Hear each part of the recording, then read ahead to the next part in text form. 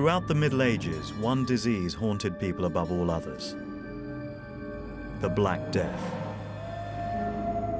Moving with deadly speed, it wiped out whole cities, shattering Europe, killing an incredible 25 million people.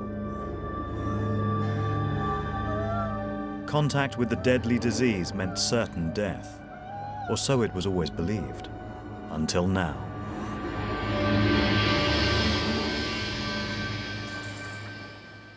In a remote English village, a bizarre story has emerged which has thwarted scientists and historians alike. Here, people managed to resist the deadly plague against all the odds. Why did these people survive when others were dying all around them? Scientist Stephen O'Brien believes he may have cracked the mystery. It's a little bit like a detective story. When you get closer and closer to solving it and finding out what the answer is, you become more and more excited and convinced that there is an answer and that you're going to get to it. And his relentless detective work has revealed the answer to another great medical puzzle: our chances of surviving the deadliest disease of the 21st century.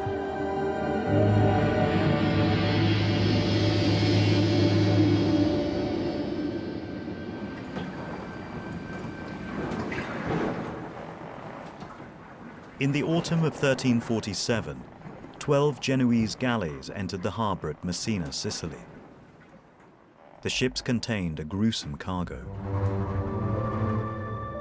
Vile-smelling corpses strewed the deck. The few that were still alive cried out in pain, begging God to forgive them their sins. The ships were ordered straight out of the harbour, but it was too late. A killer disease had escaped to shore. Within just 12 months, it would have gutted the heart out of Europe, wiping out 1/3 of the population. Behind the deadly pestilence lay an invisible culprit, the Plague Bacterium. Carried by fleas lurking in the fur of rats, the deadly bug spread quickly to man. Where the rats went, so did the disease. Along the trade routes of Europe, the Black Death swept relentlessly northwards. By January, it was in Marseille. 60% of the population died. By the spring, it was in Florence. 75% died. Then it hit Paris. Travel stories came back and letters came back about this terrible, cataclysmic illness that was that was cutting swathes through the populations of other nations in other locations. And so there was a sense in which England, for instance, could watch it approaching them. In September 1348, the first deadly cargo of disease arrived in England. Docking at Southampton, it quickly spread to London. Soon, the ghastly signs of plague erupted across the city. A soaring fever was followed by an outbreak of agonizing black boils in the armpits, neck, and groin, giving the disease its name, the Black Death. If the infection reached the lungs, it turned into pneumonic plague, making it possible for the disease to pass from person to person through the breath. The victim had no hope. Death was inevitable. Today, the bacteria are no less deadly. Dr. Rick Titball at Porton Down is only allowed to handle plague in a specially built isolation unit. The Plague Bacterium is certainly one of the most dangerous bacteria that we know, and often within 2 or 3 days, exposed individuals have died from pneumonic plague. And the other problem is it carries a very high mortality rate. It's almost 100%. Almost everybody who catches pneumonic plague will die. The plague was so infectious and so deadly that medieval England saw it as a punishment from God. But prayer and penance were useless. The plague swept mercilessly on. I think it's really hard for us to get a grip on what it meant for something between 60 and 75% of a locality to die. medicine in the Middle Ages and the Renaissance was rudimentary. There were no cures for diseases. There were only attempts at warding off illness. So fear of the plague is an absolute fear. If you catch it, you'll die. The plague would continue its deadly visitations on and off for the next 300 years, before mysteriously disappearing again. At the height of the epidemic in England, a strategy was devised to attempt to limit the spread of the disease. Quarantine. You would be locked up for 40 days with the rest of your family.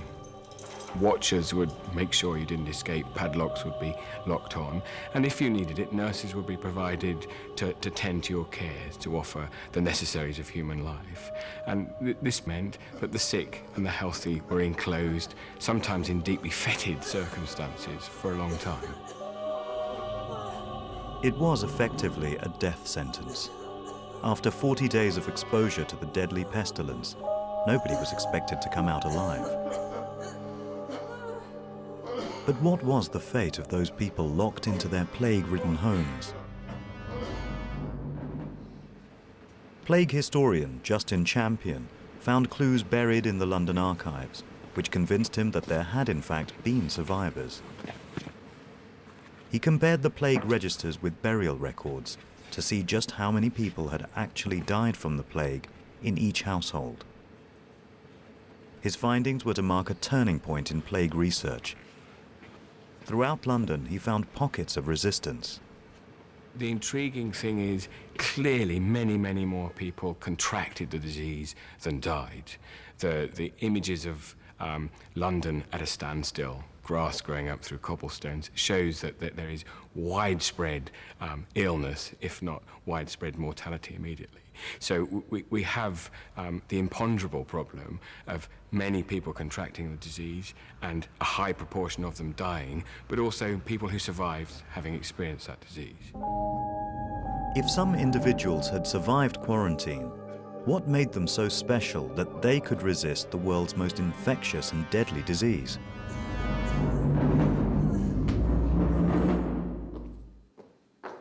Scientist Dr. Stephen O'Brien was determined to find out. As lab chief at the National Institute of Health in Washington, O'Brien had dedicated himself to answering one question: why some people were able to resist infectious diseases where others succumbed. The mystery of the Black Death was the ultimate challenge. I think all scientists like to make important discoveries and like to learn new things. But I think the ones who really make the most critical advances are the ones who can't stand not to understand what happened. In order to investigate the mystery of the plague survivors, Stephen O'Brien needed to find a plague-struck area where there were documented cases of people surviving quarantine. Eventually, O'Brien found what he was looking for: Eyam village in Derbyshire. Eyam had a unique and extraordinary story behind it, which made it the perfect place for O'Brien to study.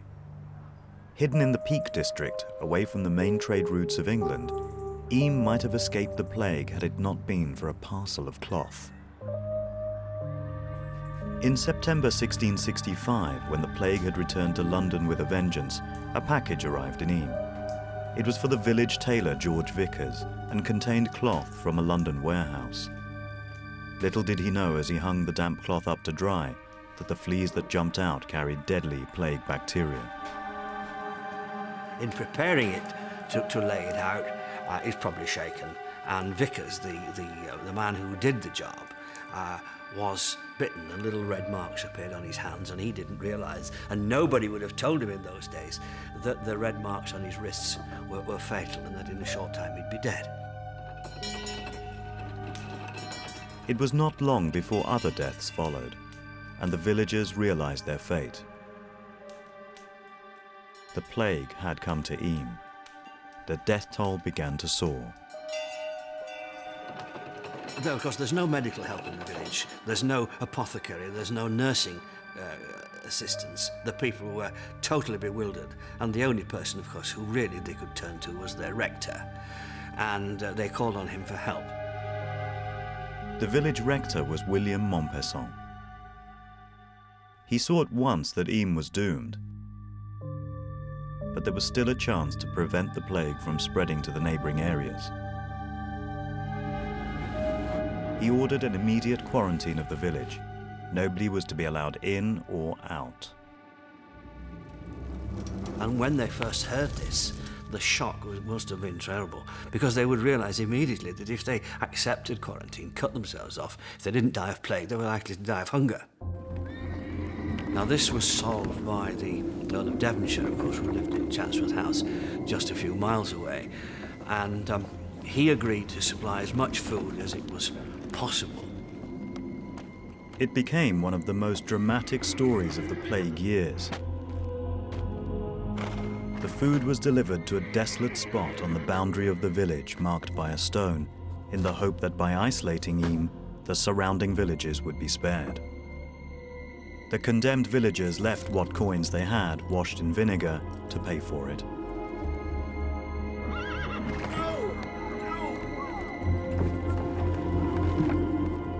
And the irony of that is that, of course, that some of these poor devils that died with more food in their bellies than they'd ever had in so-called happier times. The weeks passed, then months. It was assumed that eventually everyone in Eyam would die.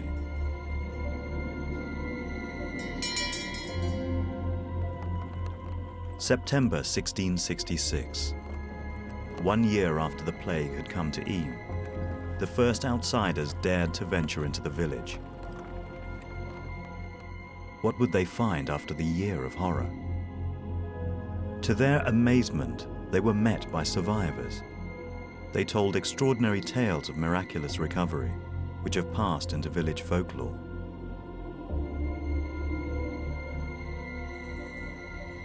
Joan Plant is descended from one of those survivors. She was brought up feeling that her village was special. She met Stephen O'Brien and filled him in on the village history. One tale tells of the village gravedigger, who in his haste to bury the dead, dragged a plague-stricken man from his bed while he was still warm.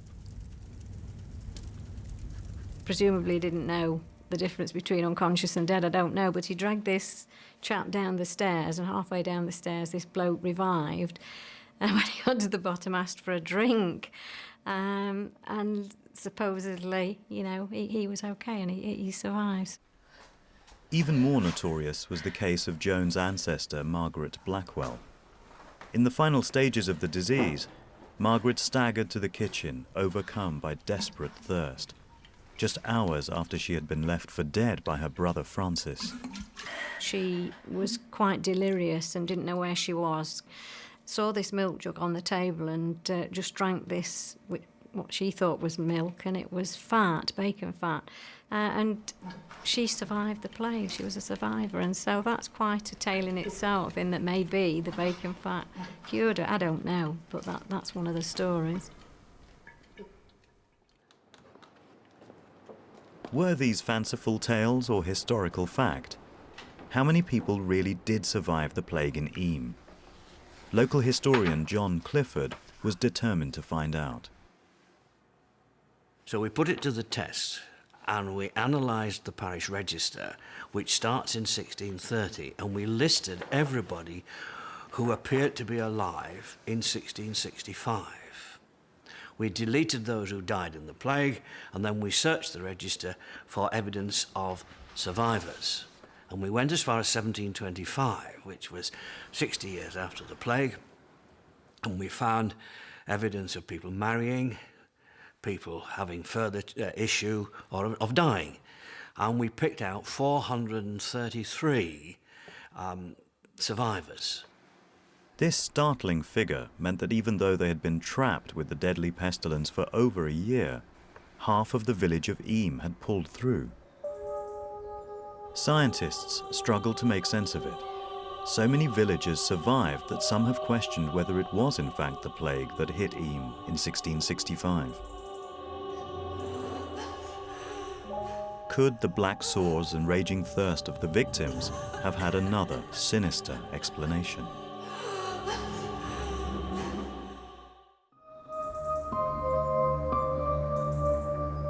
In Eyam village in Derbyshire, stories have been passed down for centuries about the extraordinary resistance the people had to the world's most deadly disease, plague. But now there were question marks. Could it have been some other less virulent disease that hit this quiet rural community in 1665? There was one disease that showed remarkably similar symptoms to the plague: anthrax. Anthrax expert Tony Hart believes the two could easily have been confused. Anthrax is an infection that's transmitted from animals to man. It then produces a red lump which is very itchy, and that red lump then graduates to becoming blisters, and the blisters coalesce together to produce an ulcer, and then on top of that there's a black scab, hence anthrax meaning black. Could it have been not fleas, but anthrax spores that were delivered to the village tailor George Vickers in the parcel of cloth? Could the villagers have mistaken the two? Anthrax could have spread quickly on the farms of Derbyshire. Unlike plague, the anthrax blisters are rarely fatal to humans. If it had been anthrax that hit Eyam, then the mystery of the high survival rate would be solved. There was only one way to put it to the test. Anthrax was deadly to sheep and cows, so they would have been wiped out. John Clifford scoured village records to see if any animals had survived. You find people leaving wills in which they refer to the way they wish to dispose of their livestock.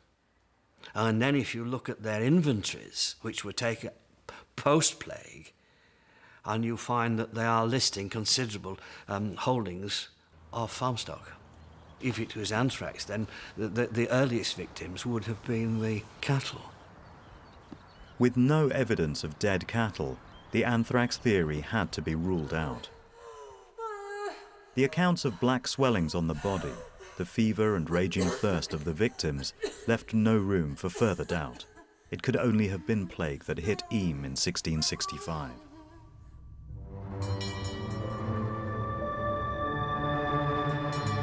In London, it was assumed that the squalor and overcrowding of the city's streets played a role in the high death rate. Could the death rate have been lower in the countryside where living conditions were not so dense?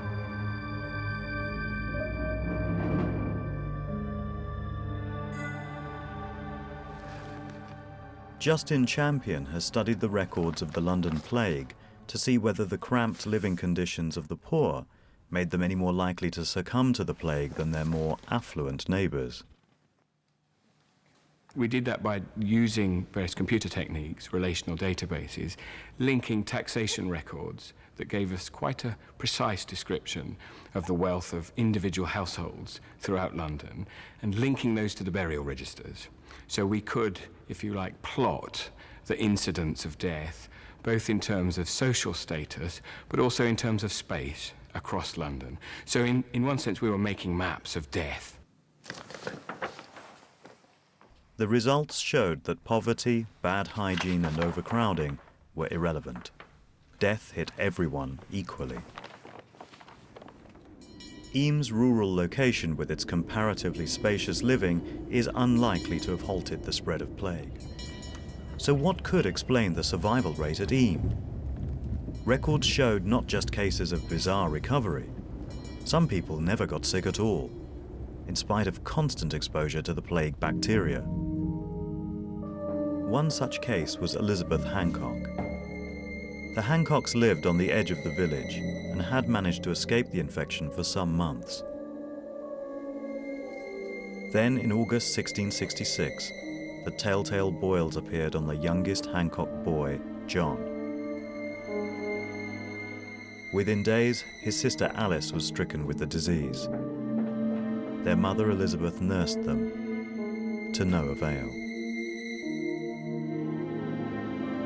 One by one, Elizabeth dragged her children's bodies to their burial spot on the hill behind their home. In total, she buried 6 of her children and her husband in the space of 1 week. The graves of Elizabeth's children are still on the hillside outside Eyam. Yet in spite of daily contact with the infectious bug, Elizabeth herself never contracted the plague. Even more extraordinary was the story of Marshal Howe. Howe was a chancer. He appointed himself village gravedigger and would visit the homes of the dying, helping himself to what valuables he could find before loading corpses onto his cart. Howe handled literally hundreds of infected corpses, but he survived the plague. Why did some people contract the disease and some not?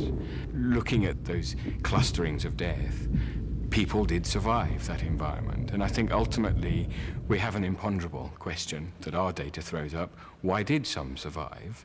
And ultimately I think we'd be forced into saying there was something biologically different about those groups that survived. Stephen O'Brien was curious to discover if there was indeed something biologically different about these people. That was what he had come to Eyam to find out.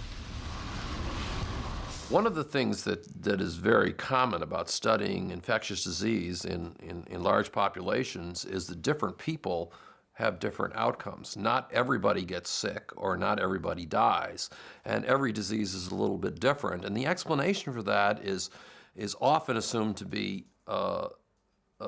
nutrition or environment or native immunity.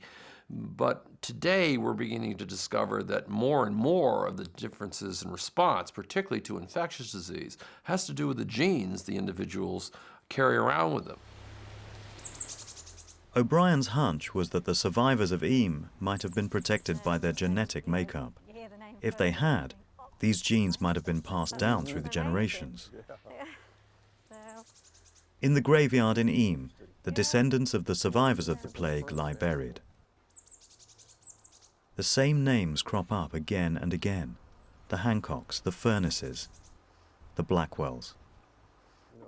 Most of the time I'm sitting at a desk writing reports. Joan Plant showed Stephen O'Brien the graves that linked her family back to the plague years. Sort of meet some of you folks.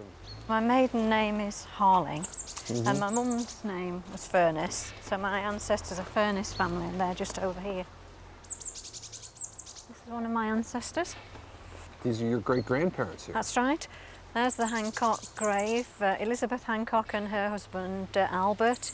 And here are my direct ancestors, George Furnace and his wife Emma. And I am a descendant of the Furnace family. My mum was a Furnace and my grandparents. So yeah, both of these are my family grave.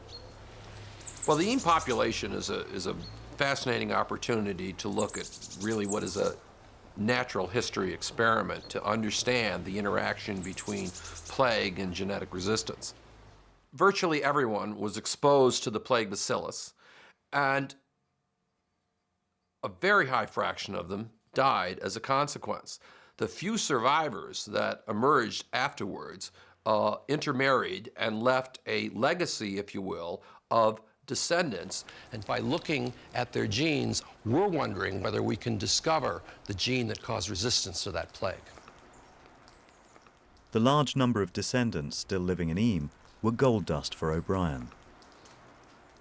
But in order to put his genetic theory to the test, he would first have to persuade the villagers to take part in an extraordinary experiment. They're all children, Yeah.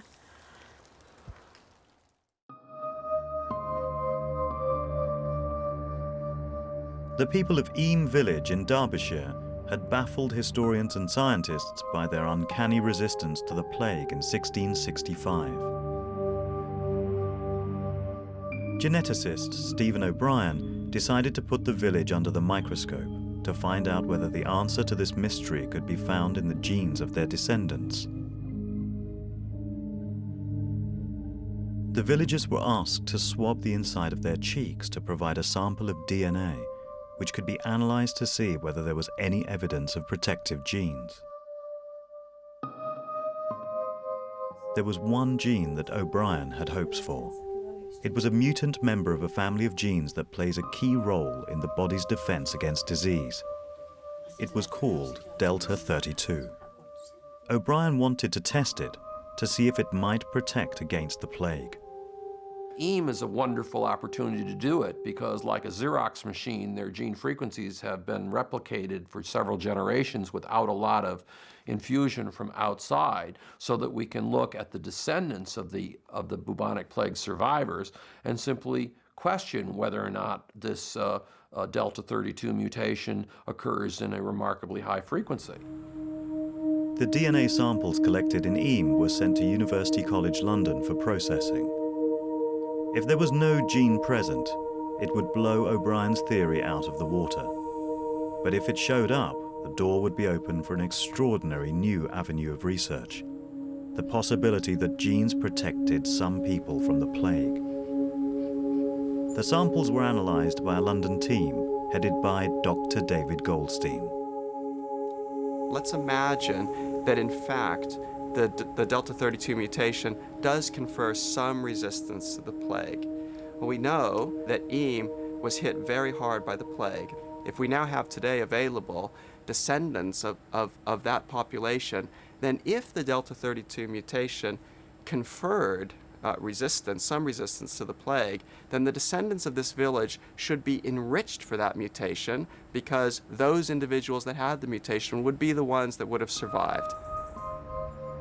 The EAM experiment could only work if the villagers could prove they were direct descendants from the survivors of the plague. O'Brien met them to analyse their family trees. Well, what we're curious about is to see whether or not the record of the survivors of the plague has been handed down in your genes. Joan, you trace back here to the Blackwells. This is me here, and my mum and dad. It goes all the way back through the Barber family, Yep. to the Blackwells, right the way through, and Thomas Barber married Hannah Blackwell, up to Robert Blackwell and Ruth Sellers, and right the way back to the survivors of the plague, Francis Blackwell and Margaret Blackwell. Margaret Blackwell's remarkable recovery from the plague was for centuries attributed to drinking bacon fat. But was there a more scientific explanation? John Hancock is a direct descendant of Elizabeth Hancock, whose husband and 6 of her children fell victim to the plague. No explanation has ever been given for why she alone managed to escape it. Could it have been genetic resistance? If it was a gene that protected the people of EAM from the plague, how could it keep out such a deadly disease? Dr. Rick Titball has been trying to find the answer to that question by exploring the way the plague bacteria attacks the cells of the human body. We know that for many microorganisms which cause disease, there's a very specific interaction between the microorganism and the host, a gateway that allows entry of the microorganism into host cells. When the plague bacteria gets into the blood, the body sends an army of white blood cells to destroy them. But plague outwits the immune system. It gets inside the white blood cells, the very cells sent to kill it, and hijacks them for its own ends. It uses them to hitch a ride to the lymph nodes, the center of the body's defense network. Here it breaks out and attacks the immune system, giving the victim little chance of survival.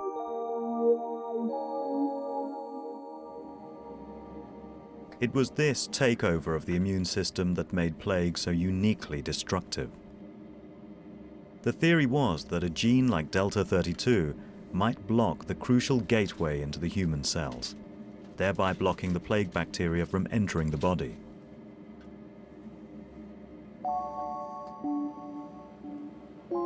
Three weeks after the samples were collected at EAM, the first results were in.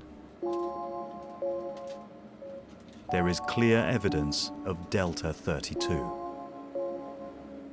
So these are the EAM traces that you've got up here, and that's 190. So how this works is that we focus in on a particular part of the gene, and here you see an individual with 2 copies of the Delta 32 mutation, with 2 copies. In total, the gene was present in 14% of the EAM descendants. O'Brien's hunch had paid off. The Delta 32 gene was clearly visible in EAM.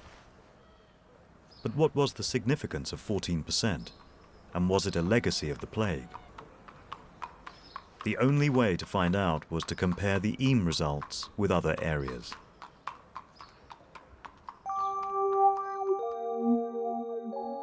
O'Brien put together an international team of scientists to map the levels of the gene across the world. As the results began to trickle in, an extraordinary picture emerged. He looked at data from Africa, South America, and the Far East. There was no Delta 32.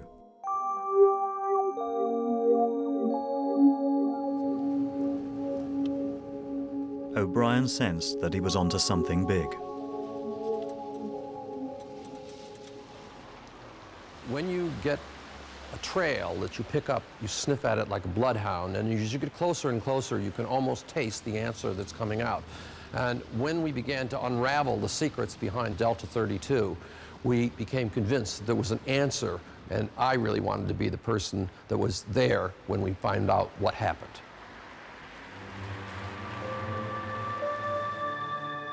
Completing his search for the gene worldwide, O'Brien made an exciting discovery.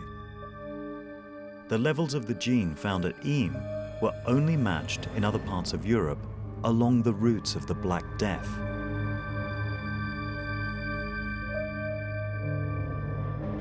Mutations like Delta 32 are basically genetic mistakes which die out, unless they give people a strong advantage in survival.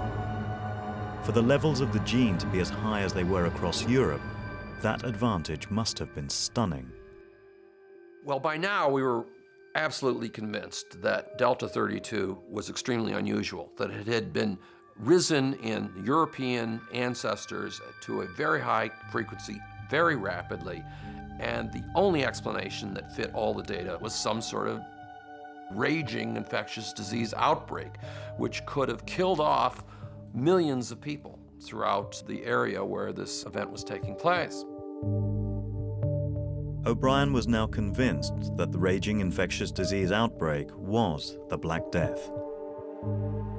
The geography of Delta 32 matched the spread of the plague precisely. But one further piece of the jigsaw remained: the date. If O'Brien and Goldstein could pinpoint the exact date that the gene erupted so dramatically in Europe, then they could confirm whether it was caused by the plague. The work took months as they devised a mathematical formula. So I think we might be able to get an estimate of the age if we look at nearby markers and essentially see the nature of the association between the mutation and variation at nearby sites. I think that'll work. I'm a little worried about the variance, but on the other hand, that would be that's going to give us some information. proportionate to time, yeah. That's absolutely right. It's going to have a connection to time. The basic O'Brien and Goldstein analyzed the samples from O'Brien's worldwide database.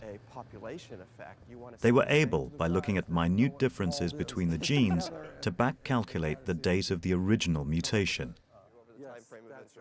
They discovered that the gene exploded in the European population roughly 700 years ago, just at the time the Black Death came to Europe.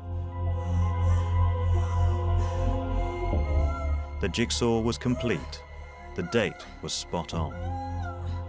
The mystery of those who had walked free from their plague-ridden homes now had an explanation.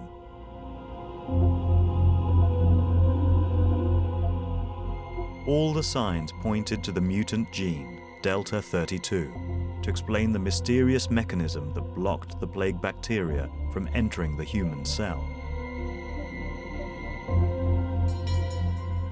But there was a further puzzle. Many at EAM had totally resisted the plague. But if the gene did block out the plague bacteria, then why did some people get sick, only to stage a remarkable recovery? There was an intriguing explanation. Elizabeth Hancock had never contracted the plague, even though she was constantly exposed to infection. To completely block the lethal bacteria, she must have had 2 copies of the protective gene, one inherited from each of her parents. But what happened to people who had only inherited 1 copy of the gene? Margaret Blackwell actually contracted plague, but recovered. Could it be that she had just 1 copy of Delta 32, which enabled her to fight back and throw off the disease? It may be that individuals with 1 copy of Delta 32 actually postpone the onset of death. And in that meantime, the armament of the immune system, which has many different battalions, if you will, could be mounting an immune response sufficient to clear out the bacterium so that the individual actually survives rather than dies. The evidence was now overwhelming that this tiny genetic mistake called Delta 32 protected generations of families from the plague. But there was to be an even more extraordinary twist in the story of Delta 32. What life-saving legacy did these European survivors pass on to their descendants?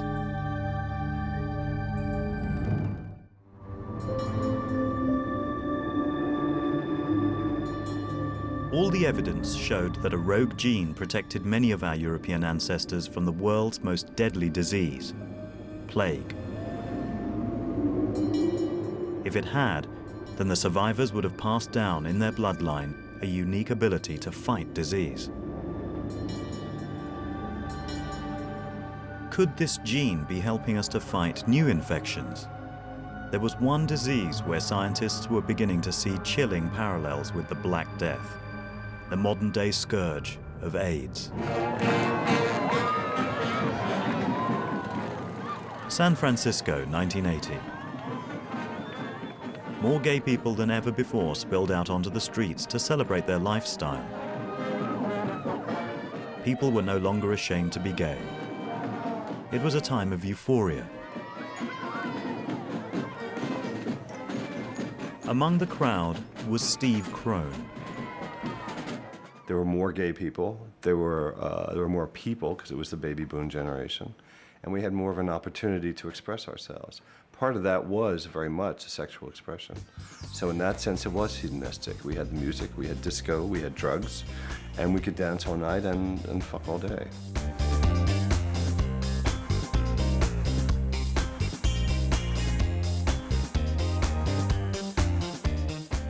But doctors had already seen signs of a mysterious and shocking new disease that was affecting gay men. Dark purple blotches appeared on the skin. The lymph nodes swelled. Something sinister had arrived. Steve Crone was oblivious to the looming menace. For him and his circle of friends, the leisurely California afternoons need not be troubled by some obscure disease. Then his lover, Jerry, got sick. No one knew what it was. And it was an emotional nightmare because he was sick for 15 months and there was never a diagnosis. So you had somebody who was, who went blind, who lost 30 pounds in weight, who had cytomegalovirus in their liver, who had all kinds of horrific kinds of tests. So there was a mystery of suddenly this person went from being 34 years old and totally vital and a gymnast and handsome and healthy and then was suddenly like living with an 85-year-old man. You just keep maintaining this positive picture of them as a healthy person until you finally turn a corner. And to be honest, I actually was an astrologist who told me he was going to die. I was never a doctor. Jerry died on March the 4th, 1982. He was the 5th person in America to die of what was to become known as AIDS. Gay San Francisco continued to party. blissfully unaware that the disease was spread by a lethal virus. Crone watched in horror as it swept relentlessly through his circle of friends.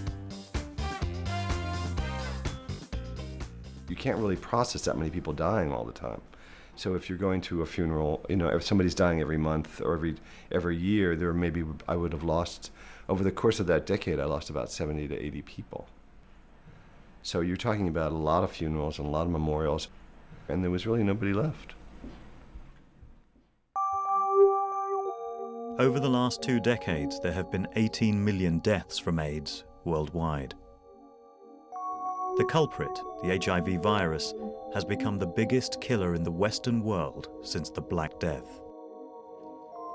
Like the plague, AIDS devastated the immune system, but like plague, there was a mystery.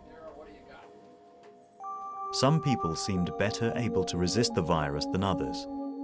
O'Brien was fascinated by the parallels. Comparing the two diseases, O'Brien discovered that the HIV virus was tricking the immune system just like the plague. It was targeting exactly the same white blood cells, the very cells sent to destroy it, and hijacking them. Once inside the cell, the virus could totally wipe out the body's immune response. The bacteria that causes plague specifically target precisely the same cells that HIV enters. So those connections are indirect, but they're very much similar to finding two very, very similar kinds of murders occurring in a very small town in Pennsylvania at the same time, and us wondering whether or not the same person committed the murder.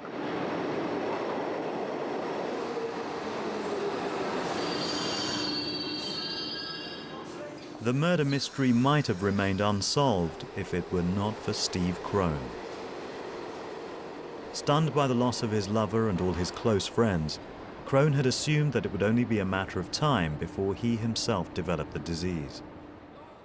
His lifestyle had been no different from theirs. Why should he be special? The only other experience you could find where all of your friends are dying around you of the same age would be if you were in the war and your platoon is wiped out. The thought was that I would eventually get AIDS and die. But remarkably, Crone did not get AIDS. Test after test showed the same result, negative for HIV. I was mentioning this question of how was I to a family relative at some party, and they said, well, why don't they test you then? They study other children when you find that everybody in the family has a disease and this one child doesn't get the disease. Why don't they study that child? Why aren't they doing that with you? And I thought, gee, that makes sense. Why aren't they studying me? So it just sort of inspired me to make another round of phone calls to doctors and see if there were any trials out there. And there weren't. I really did a lot of phone work. There weren't any trials because there are numbers you can call HIV trial. There was nobody studying HIV negative men. And so until I found Bill Paxton. Young, switched on, and determined to make his mark on the AIDS story, Paxton persuaded his lab chief at the Aaron Diamond AIDS Research Center in New York to let him try a new experiment. His idea was to analyze the blood of people who were very high risk for HIV but had never caught the disease, to see if it could give any clues to how the virus worked. He was looking for blood from people like Steve. The centre had no study of people who were exposed to HIV but who had remained negative. Being in New York, you knew those people were there. I mean, you met those people. Paxton took a sample from Crone's blood and bombarded it with HIV virus. 3,000 times the normal amount of HIV needed to infect a cell.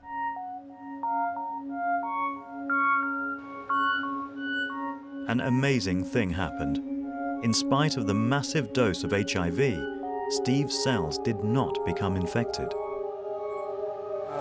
Red colours in the well indicate the amount of viral activity, and as you see as you go across here, these individuals have a viral reduction, and then you come to Steve's cells, his white blood cells, and you see there's no red. Those wells stay white, suggesting there's no viral replication. Paxton assumed he had made a mistake. We thought maybe we'd infected the culture with bacteria or whatever, so we went back to Steve. But again, it was the same result. We went back again, same result. Something was blocking the virus from getting into Steve's cells. But what was it? If Paxton could find out, then he would have solved the biggest mystery of AIDS, why some people were resistant to the disease. Looking at the DNA, Paxton instantly saw something striking.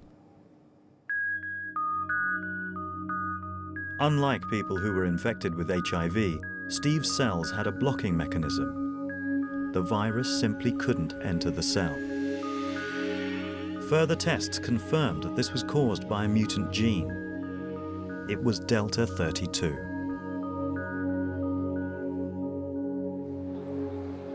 There was now a cast-iron explanation for the fact that Crone had never caught HIV. It wasn't just luck. It was the mutant gene Delta 32 which had been passed down to him by his European ancestors. I took it in a very cautious manner, but it was also very exciting to be able to tell my family I may never be able to catch AIDS. That was like the first reaction, I think, for myself. Really to tell my nieces and nephews and my sisters that they would not have to go through what I saw so many other families go through. I think that was the greatest bonus.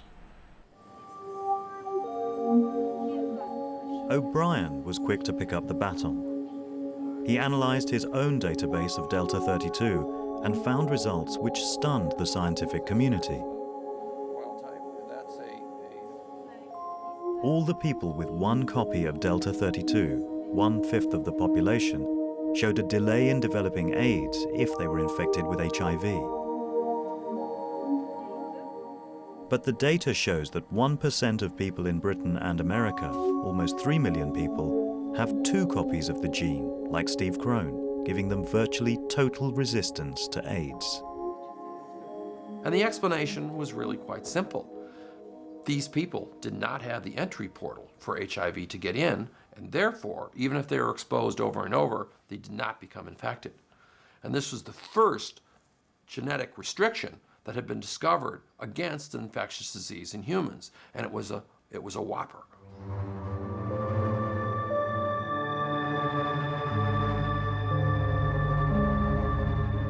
In unraveling the mystery of the plague survivors, O'Brien had solved an even bigger puzzle.